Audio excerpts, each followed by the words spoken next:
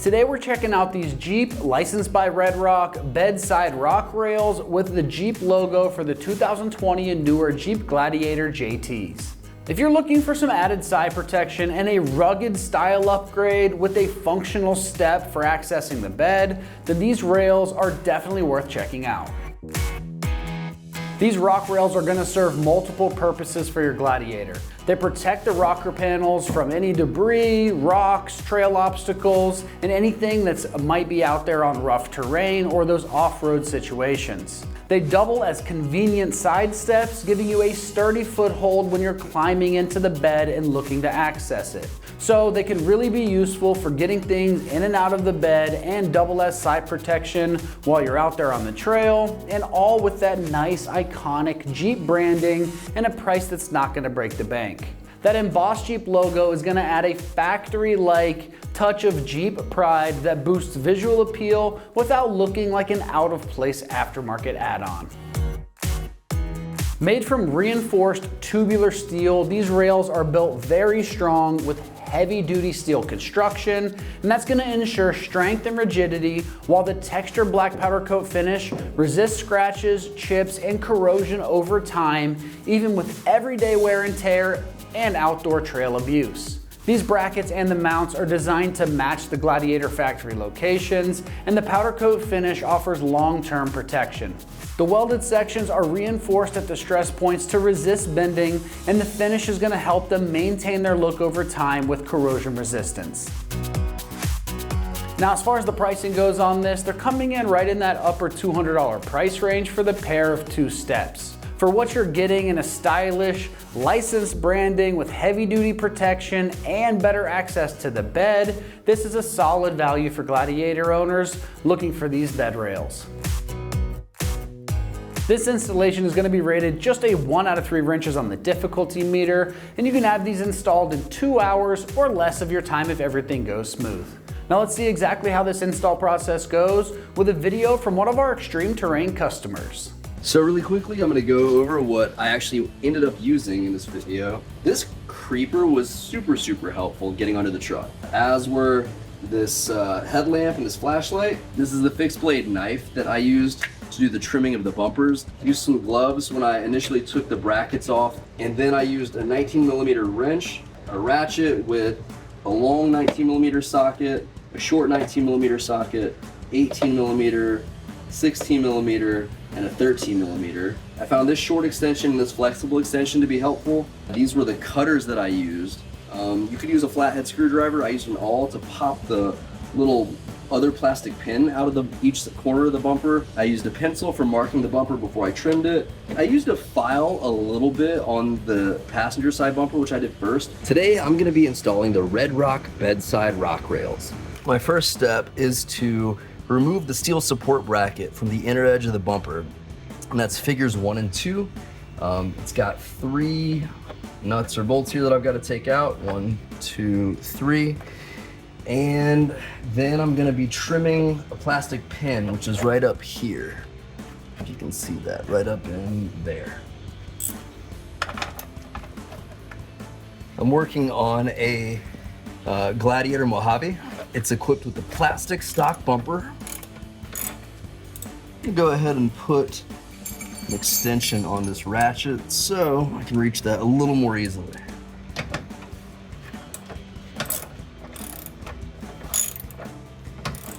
Laying on this creeper under here makes it a lot more comfortable than just laying on my driveway.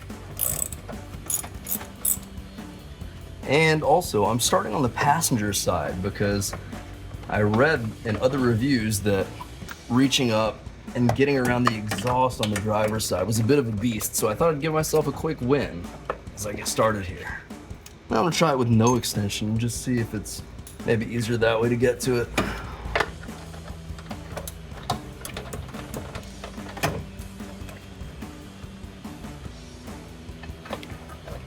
All right, got the second bolt out. All right, so 13mm here on the side of the steel support bracket.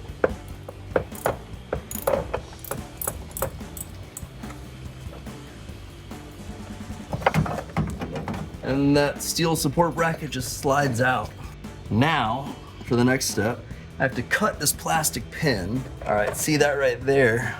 I had to cut that plastic pin to remove the plastic support bracket right now, which is just right there.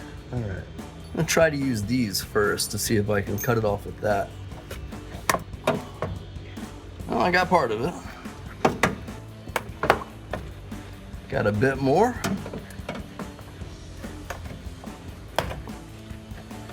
There it is, come on. There's a plastic tab here that's gonna need to come out as well. I guess that's actually what I was cutting out on the other side. I might get a screwdriver just to pop that out. Let's see if I can get up under it with this first.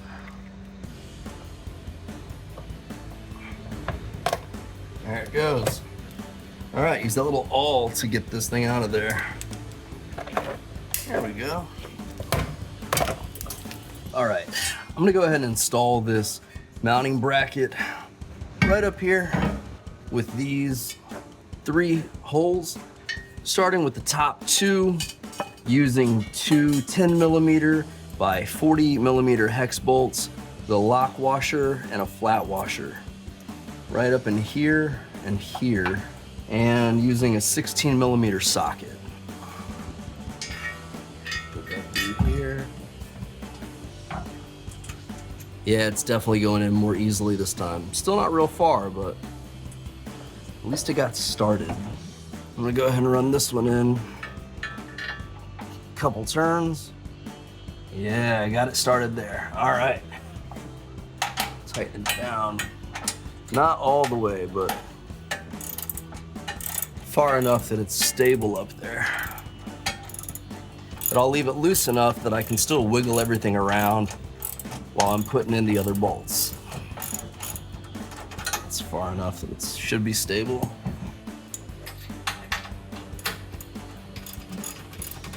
Got the lock nut, got my washers, no spacer tubes. Go over here, we'll put the washer this other side. Yeah, there we go. And just like everywhere else, I'm not going to tighten it down fully.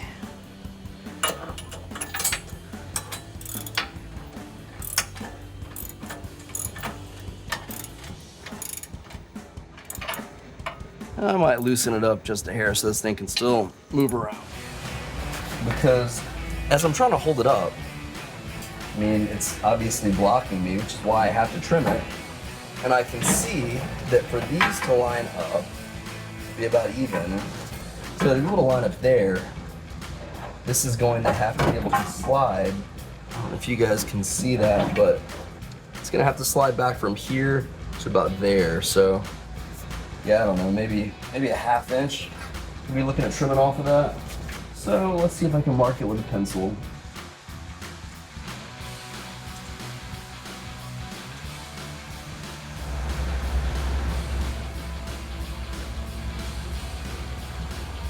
All right, let's see if this knife is sharp enough. A little sketchy. Trying not to jab it into the part that's actually gonna stay on the truck.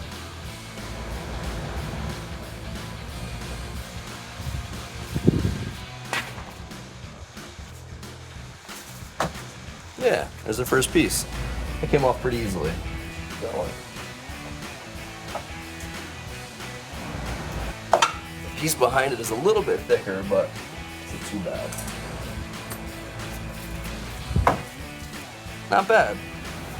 Now, let's hold this up and see how it works. Hey, check it out. It fits. Nice. All right, so put the bolt up through the bottom and just kind of hand tighten that nut. Same thing, I'm gonna put a bolt to the 12 by 75 millimeter hex bolt. 12 by 1.75 millimeter with the 40 millimeter length hex bolt with one washer. And then once it goes up through, put another flat washer and then the lock nut on the other side.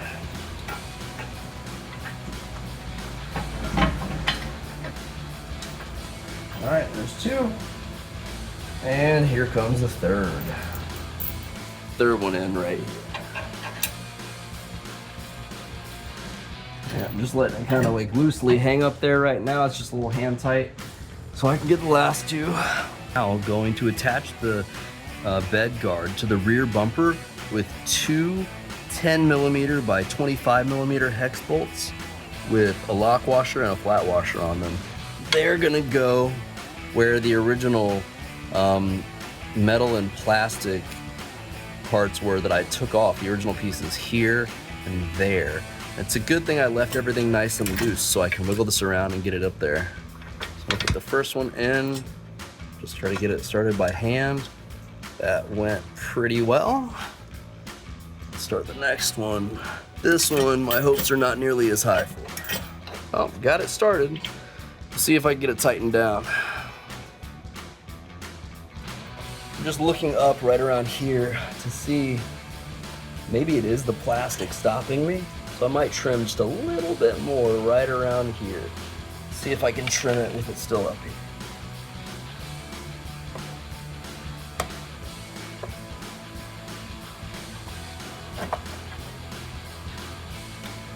Yeah, I think we're gonna be able to tighten that down actually. Oh yeah, it's moving even more by hand right now. Just a little bit. All right, I'm gonna tighten these down first. Make sure it's nice and level. And then I'll tighten down the other 6 bolts on it. I've got 8 in it.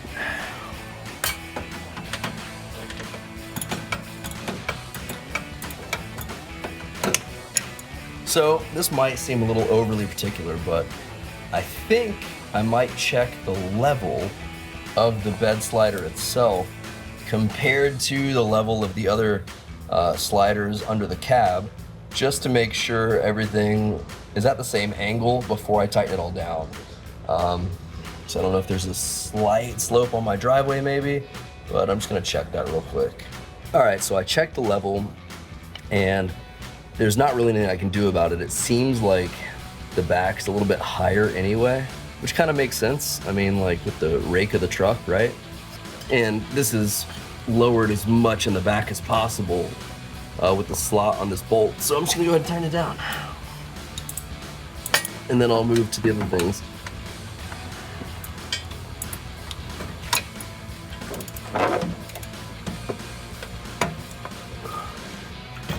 Nice. All right. Got that flush with the bumper. So that's what I was looking for. So I guess we got enough trimmed off. Cool. Just gonna get that tight and then move on to the next one down. Now all we have to do is tighten everything up. Oh, there it goes. Nice. All right, I'm just gonna snug this bottom one up now and we'll tighten everything else. Move on to the other side.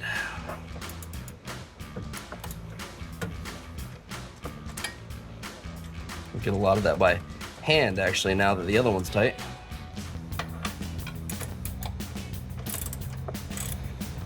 Sweet, that was quick. All right, that is snug. So now that those two are tight, I'm just gonna check how the step itself, this rock slider, looks compared to the angle of the body of the Jeep, you know, the bed of the truck. And kind of, I mean, I've got a little play kind of in and out, nothing up and down, which makes sense because I just tightened down 2 bolts on the bumper. So nothing up and down at all, but I don't know if this mount will, this mount might, yeah, it's got a little bit of play in it because I left these real loose, but it's flush up against the frame. Anyway, I can show you that in a second, but really it's just an in and out kind of play. I don't really have like an up down play really much at all. So I don't want it to be out too far from the bed of the truck because that looks a little weird. All right, so what I'm trying to check now is how far in or out I want this thing. And fully extended actually seems to be the most parallel. Maybe in just a smidge seems to be the most parallel with the body of the bed of the truck here.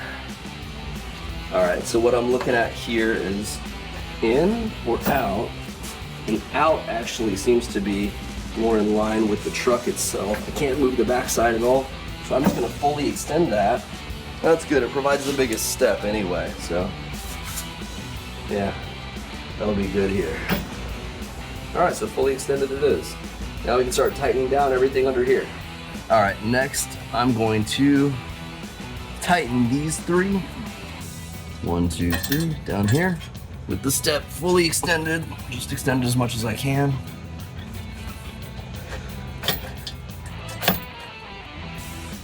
Yeah, maybe not fully extended actually, because it seems to be not totally parallel. I'm actually deciding that I want it to be parallel with the mount right here, because that's the closest thing, and if that thing is, well, we'll see where it happens, and I can always loosen these up easily enough and tighten them down again if it's not exactly where I want it. These are the easiest ones to reach. All right, let's go. All right, so I've got a 19mm wrench on this and a 19mm socket on the ratchet to tighten it down.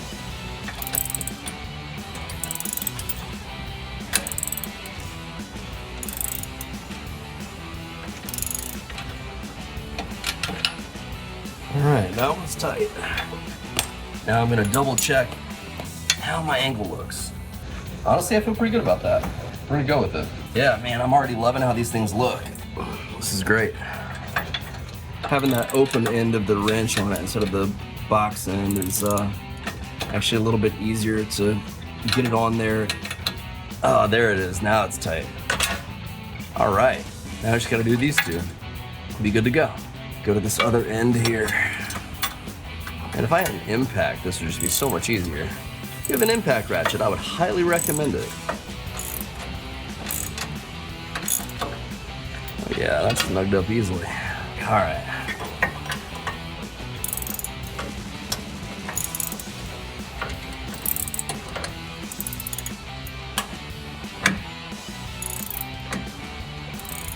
Grabbing onto this mount and putting my thumb under the back of the ratchet is helping hold it up here since I'm working straight up. And I've got my fingers on top up here holding the wrench down on the nut. Oh yeah. Oh, that one is snug. Oh, and the wrench is snug.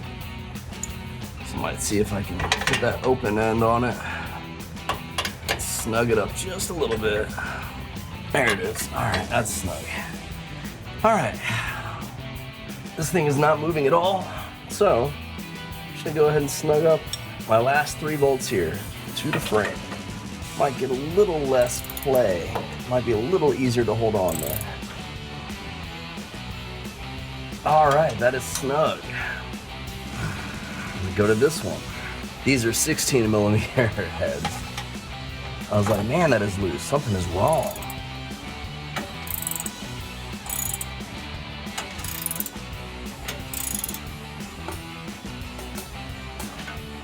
All right, 2 down. Let's get that 3rd one. All right, 3rd and final bolts on the passenger side.